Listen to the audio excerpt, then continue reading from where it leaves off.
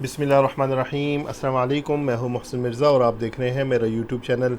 Discuss कर लेते हैं सबसे पहले मार्केट को, उसके बाद एक बाय कॉल डिस्कस करेंगे, फिर गोल्ड एंड क्रूड को भी डिस्कस करेंगे इंशाल्लाह।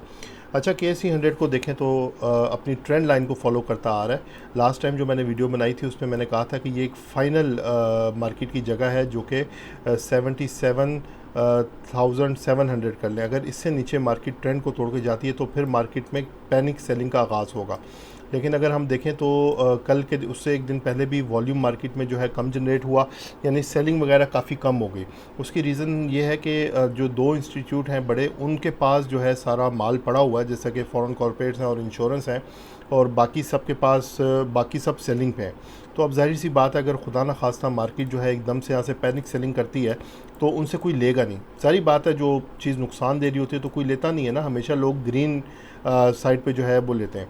लेकिन जो कि मेरा ख़्याल है वो, मुझे ऐसा लगता है कि मार्केट में सिर्फ़ और सिर्फ आपको प्रॉफिट टेकिंग पे ज़्यादा तवज्जो देनी चाहिए। चंद एक आध आइटम हैं जो कि ऊपर जा रहे हैं। देखें, मार्केट नीचे जाए या ऊपर जाए, मार्केट में हमेशा कोई ना कोई सेक्टर या कोई ना कोई आइटम जो है वो कोई परफॉर्म करता रहता है। आपको काम करने का मौका मिलता है, काम आपको करना आना चाहिए।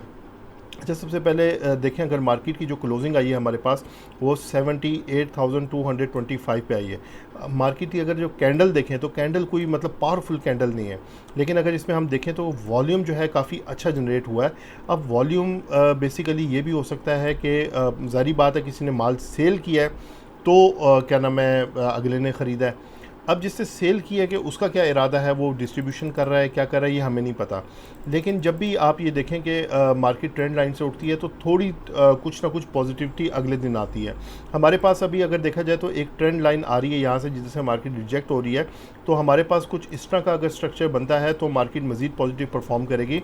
अगर मार्केट कल जो है वो आपकी क्रॉस करती है, एग्जाम्पल ये वाला एरिया क्रॉस करती है 78,800 का एरिया क्रॉस करके ऊपर सस्टेन करती है, तो फिर ये है कि मार्केट में मज़ीद हम पॉजिटिविटी देख सकते हैं।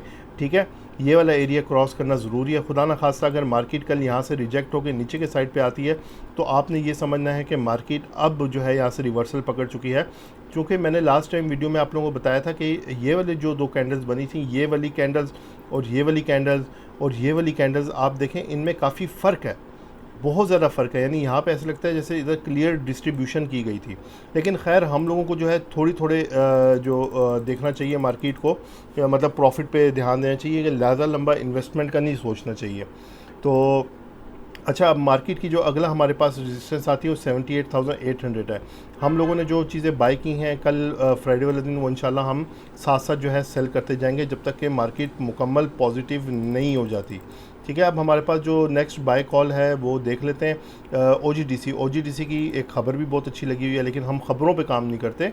हम यहाँ पे एक स्पोर्ट थी, स्पोर्ट से हमें एक पॉजिटिव कैंडल नज़र आई है, जिसमें ऐसा लगता है कि ये मज़ीद थोड़ा सा ऊपर जाएगा, 2-3-4 रुपये का गेंद देगा।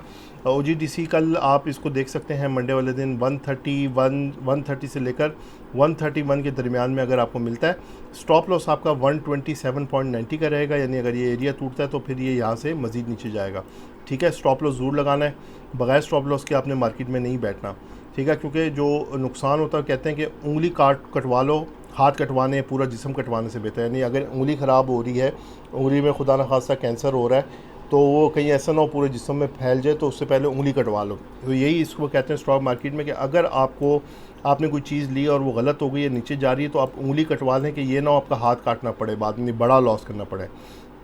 ठीक है, अब ये कि इसका जो अगला टारगेट हमारे पास बनता है वो 134 से 135 का पहले बनता है। 2 से 3 रुपये आपको मिल सकते हैं।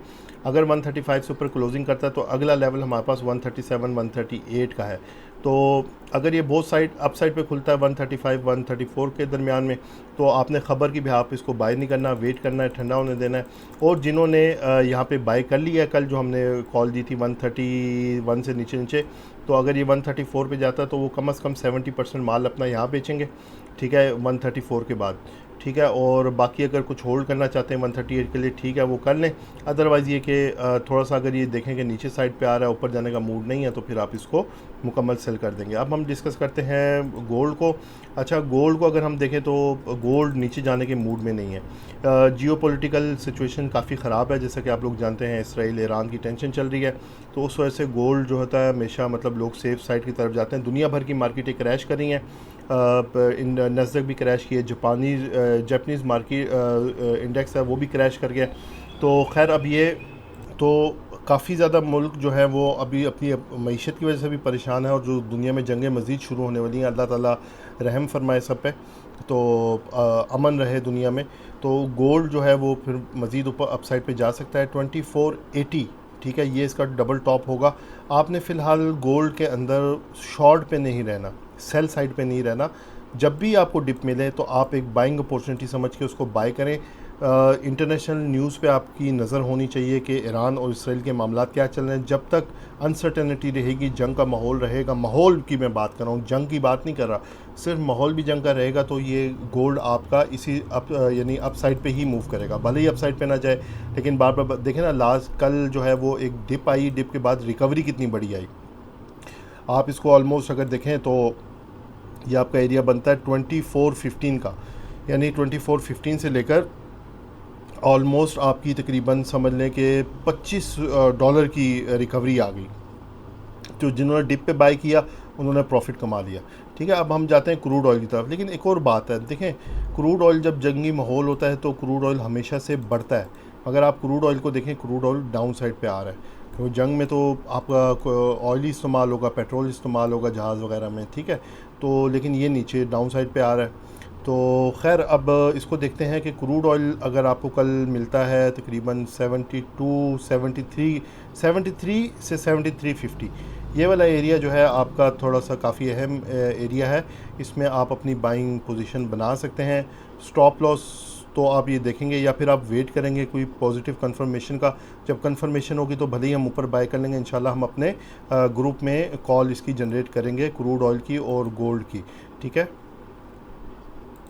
स्क्रीन पे आपके नंबर चल रहा है हमारा 0335956776। इस पर सिर्फ आप कॉल कर सकते हैं, व्हाट्सअप नहीं कर सकते। व्हाट्सअप नंबर अगर आपको हमारा चाहिए तो हमने डिस्क्रिप्शन सेक्शन और कमेंट सेक्शन में लिंक दिया हुआ है, आप हमारे ग्रुप में ज्वाइन हो सकते हैं। PSX का भी है और PMEX का भी है, नहीं जिसमें आपको गोल्ड और क्रूड के सिग्नल्स मिलते हैं और PSX की न्यूज़ मिलती हैं। दोनों लिंक्स दिए गए हैं डिस्क्रिप्शन में, तो आप वहाँ से लिंक में ज्वाइन होंगे तो फिर जिस नंबर से आपको मैसेज आ रहे हैं आप व्हाट्सअप पे रब्ता कर सकते हैं। इसी के साथ इजाज़त चाहता हूँ, अपना ख्याल रखिएगा, अल्लाह हाफिज़।